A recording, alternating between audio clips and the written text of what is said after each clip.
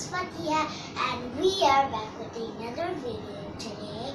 We have this fairy tale book. So, let's see what is this? The favorite book of favorite fairy tales. Sarah and Stevie, 80 and Stevens, your God or our God, I am in Korea. Yeah. So this is the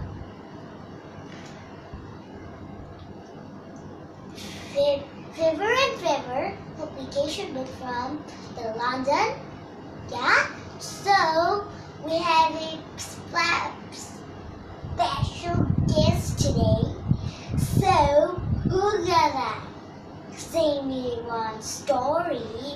He is Nampiros. Come on, Nampiros, Mr. Nampiros, come on. Hi Fatihah, how are Hi, Mr. Nampiros. How are you? you? I'm very fine. You okay? Yeah. There is another guest here today with us. Who is this? She is Ariel. Ariel, the mermaid. Yeah, from She the is sea. very cute. Yeah. Is she your friend? Yeah, she's So today you and Ariel, both of you will be hearing some outstanding fairy tales from me. Yeah. But I don't think I can say very good fairy tales better than this book. So No, it does have a better book and it has a better stories. You can say good for bedtime stories. Okay, I understand, but I was just, what I was telling, that this book has very, very interesting fairy tales, Yeah. even better than what I know. Yeah. So, should I tell my own fairy tale or from Yeah. this very book? When the last time you just say me another fairy tale story? Yes? Okay, so I think I should go from this book.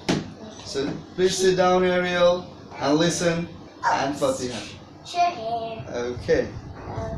So, as Fatihah said to the listeners of University of Childhood, the favorite book of favorite fairy tales, edited by Sarah and Stephen Gordon, illustrated by Joan Winsgerd, a book from Favorite and Favorite Publications, published in 1988 from London.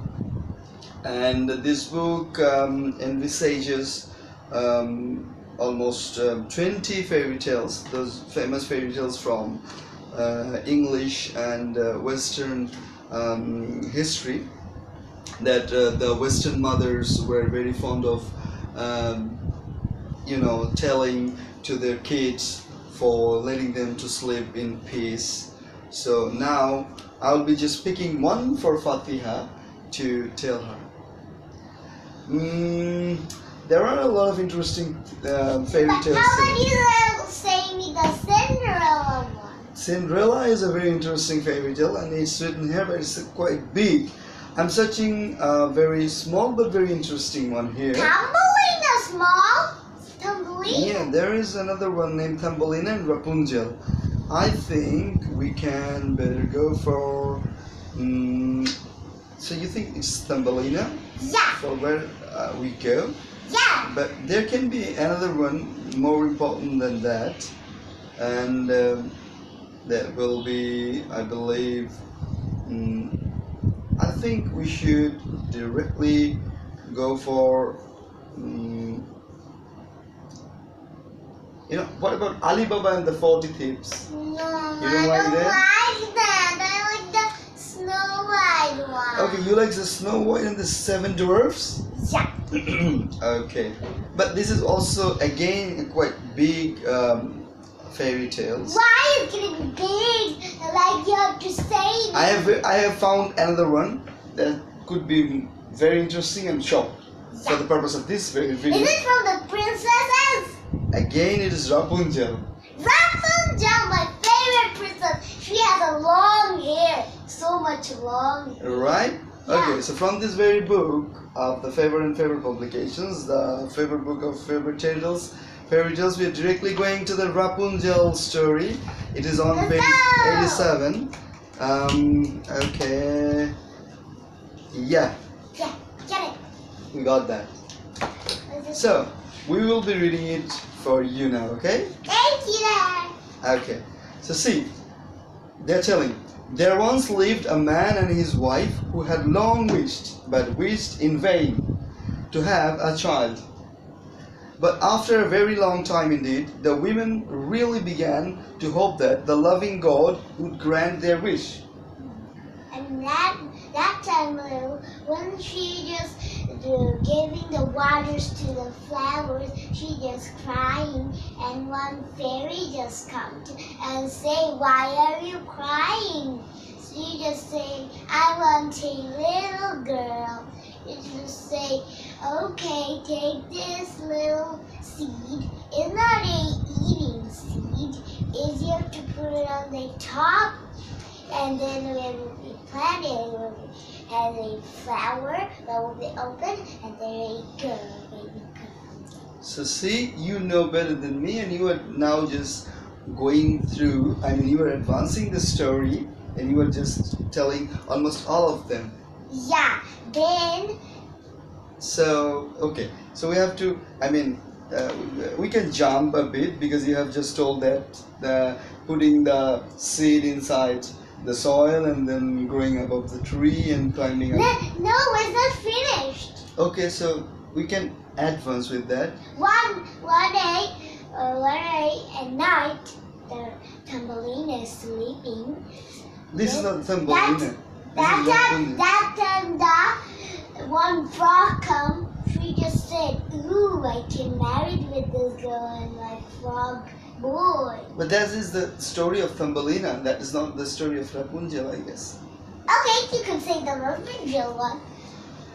Here it is written, Rapunzel was the most beautiful child under the sun. Yeah. Like you. She is what is born. Like you. Yeah. Okay, Rapunzel was the most beautiful child again under the sun. When she was 12 years of age, the witch shut her away in the heart of the forest in a tower which had neither stairs nor door. Daddy, it's not right you're saying. First, one time there are two families. They don't have any babies. So the mommy one day she didn't do the window. She just said some lettuce. So she just want to eat them, but the wife said, I know what she's told. She told Rapunzel, Rapunzel, let down your hair that I may climb without a stair. Yeah. Yes. So Rapunzel had the most magnificent long hair, as fine as witch mom. Yeah, as fine as a spangled. Yeah. When she heard the witch's voice, she would untie her tresses and wind them round the window hooks. Then her hair prince come to and say, Rapunzel, Rapunzel, give your long hair down here. Then she just said, make long hair. Then she just up and she just scared. She said, who are you? What are you doing here? She said, I'm a very prince. What are you gonna do? Okay, so then again, that prince was also telling Rapunzel, Rapunzel, let down your hair. Yeah. So the witch herself let the hair down. Yeah, she just see. And the king's son climbed up. But what he found when he reached the top was not his beloved Rapunzel, but the wicked crone, who looked at him. Witch. Yeah, who looked at him with evil and venomous eyes. Aha! She cried out with a sneer, you have come to fetch your wife, but the beautiful bird is no longer in her nest, no longer does she sing.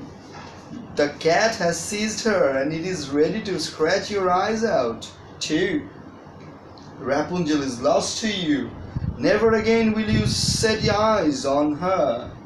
The prince was beside himself with grief, and in despair he leapt down from the tower. He escaped with his life, but the thorns into which he fell pierced his eyes and left him blind.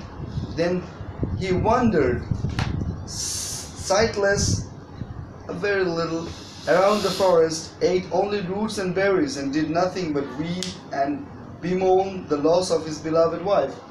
And so for some, we are at the very end of the story, you see? Yeah.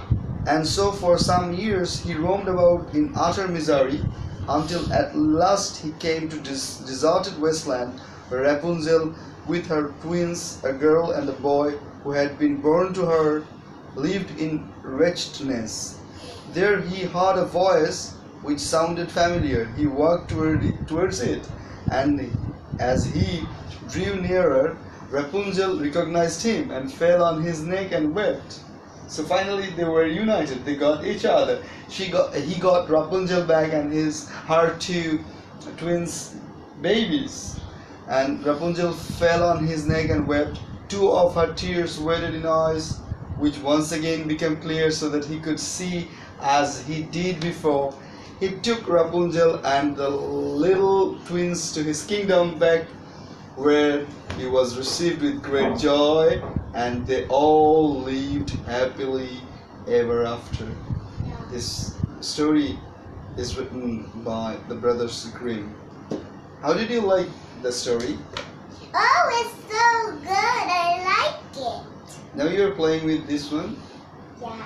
But She is just saying she liked it. oh, Ariel also liked it. Yeah. Great. So thank you very much, Fatihah, Yeah. for inviting me in your University of Childhood show. Yeah. Now I am leaving. Yeah. You just say something to your Yeah. audience. Yeah. Bye. Bye, Mr. Rose. Okay.